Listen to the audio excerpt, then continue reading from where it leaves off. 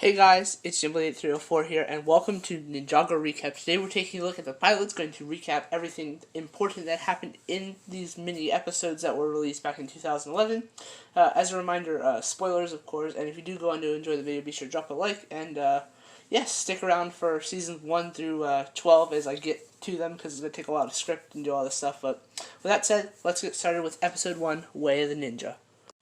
We start off the episode by seeing Kai and his sister Nia working in their parents' blacksmith shop, to which Kai has failed at making a sword. Sensei Wu appears behind them. Kai reminds him that the shop is called For Weapons, not For Browsing, and tells him to go buy something or go peddle his insults somewhere else. Sensei then says he was hoping to find something special there. We then meet the Skulkin army, appearing from a dark cloud coming over Ninjago's farmland, better known as Ignatia.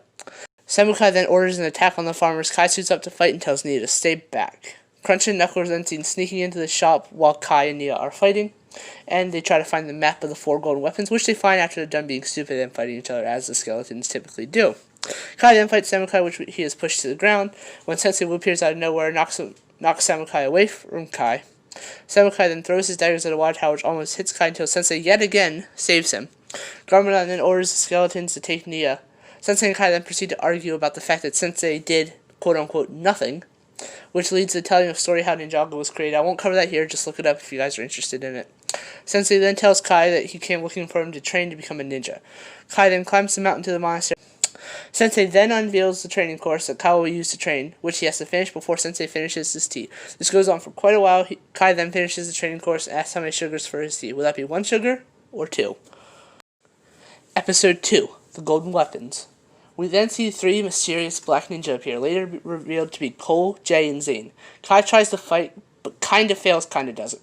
Sensei then wakes up, steps outside, and reveals those other 3 ninja to also be his students. He does spinjitzu to give the ninja their outfits and their colors, Kai being red, Cole being the black ninja, Zane being the white ninja, and Jay being blue.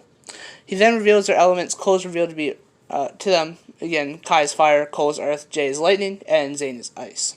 Cole is revealed to be afraid of dragons, Zane seems strange, and Jay makes a joke about saving a girl, being Nia. The ninja Wu travel to the Caves of Despair, location of the site of the quakes. Kai then asks how the other ninja were found by Sensei. Cole says he was climbing a mountain testing his limits. Jay was testing his glider invention, which failed. That will come back into play later, actually. And Zane was underwater, seeing how long he could hold his breath, testing himself. They then arrive at the caves where Sensei feels Samukai is close to finding the scythe. He reminds him not to use the weapon after finding it. They then realize that Kai wasn't with them and was almost already in the cave. We also see Knuckle bite it down. Oh, wait, never mind. Just a rock. My bad. The ninja are together again as they see Samukai with a map, which they steal back after he turns his back. The ninja find the scythe in the mouth of the Earth Dragon, which when removed, awakens him. The ninja then exits the cave only to be ambushed by Samukai and his army. The ninja then fight their way out of the cave. Jay realizes that the skeletons are like the training course at the monastery, which he does and completes to do spinjitzu. Samukai calls for a retreat as the ninja use their spinjitzu to push them out of the cave. Cole turns around to see the Earth Dragon. Zane then realizes this, and the rest turn to see it. Kai uses the scythe, traps the dragon, allowing them to escape using spinjitzu. Sensei then scolds them for using the scythe and putting themselves at risk. In the underworld, we see Samukai telling Lord Garmadon that they have failed the mission, and the ninja learn spinjitzu and have the scythe, which he takes lightly. Episode 3, King of Shadows. In the frozen wastelands, the location of the shurikens of ice, the ninja Wu are on a boat which resembles the Ninjago movie Destiny's Bound, but that's 6 years too early, so we'll just glance over that and not pay attention to it. Sensei then brings up the Tornado of Creation, a weapon that combines all 4 elemental powers, which has the power to create something out of nothing. They then hit the iceberg on which the shurikens are located. There is evidence that skeletons have already been there. Zane grabs a shuriken and turns into a ninja popsicle as they run from the ice dragon.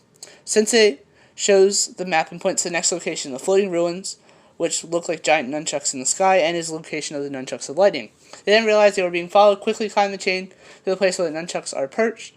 The lightning dragon appears, and Jay and the other ninja use his previously failed glider to escape, which they glide to the Forest of Tranquility, where they celebrate their success by dancing. Even Sensei Wu drops it like it's hot. The ninja Wu gets some rest. Meanwhile, Kai is awoken by the sound of his sister's voice. She leads him to the fire temple, location of the Sword of Fire. It wasn't actually Nia. Instead, a shadow of Garmadon disguised as her. The real Nia is then seen tied up in a chain hanging over the temple's lava pools. Kai grabs the sword, does spinjitzu, cuts the chain, and saves Nia. Garmadon duplicates Kai's shadow and uses it to fight him, which he can't fight back because it's a shadow. Like, really? The shadow still manages to kick his butt Although, Sensei shows up as he does and saves Kai again. Isn't that like the third time in the pilots already? Like, come on, bro. The scene then cuts back to the other three ninja who are captured and tied up at the hands of the skeletons, Cruncha and Knuckle, with Samukai possessing the other three golden weapons that they had already found. Garmadon then calls for the fire dragon to attack Blue Kai, and Nia Sensei then escapes by jumping onto a rock, cutting it, and falling to the underworld with the Sword of Fire. Episode 4, Weapons of Destiny. Back in the forest, Garmadon orders Samukai and the skeletons to return to the underworld to unite all four weapons. Jay steals the sword from Cruncha or Knuckle and cuts the ninja down. The ninja then get a move on and catch up to the skeletons. While fighting the skeleton, Cole accidentally hits Jay in the throat with a scythe, not the scythe of Quakes, causing him to be voiceless for the majority of this part of the episode. Samukai escapes and the ninja are stranded. Meanwhile, in the underworld, Blue sneaks into Garmadon's fortress while the other ninja make it back to the fire temple. Kai and Nia are then seen on the fire dragon, reminding the ninja that the dragons can cross between realms.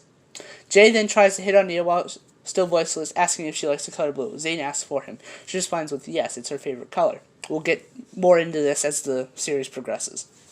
The ninja then all find their dragons and ride to the underworld. They make it there, the dragons come to a sliding stop and hurl the ninja onto the ground, which they somehow manage to change their outfits in between all this. I don't really know, but the ninja parkour their way to the fortress where both Sensei and the weapons are located. They then realize they're swinging on spider legs. They then fall to the ground, which Knuckle asks what the plural of ninja is so he can call it out when he realizes that the ninja are actually there. Beneath the fort, Garmadon and Wu meet, and Garmadon calls for the skeletons to seize the sword.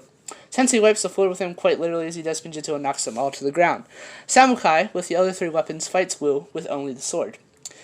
Back outside the fort, Jay suggests the ninja use a tornado of creation for the first time. Jay also gets his voice back. It sucks up all the skeletons and their vehicles and turns into a giant Ferris wheel, which would make a great 10th anniversary set for the Ninjago theme. By the way, Lego, if you're listening, take that idea.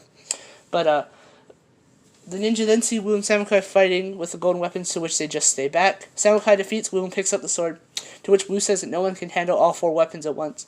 Garmadon accounts for Samukai's betrayal, and mentions his master plan, which was for him to create a vortex which will allow him to cross over to another realm to make him be able to possess all four weapons at once. We'll get to that later in the first season.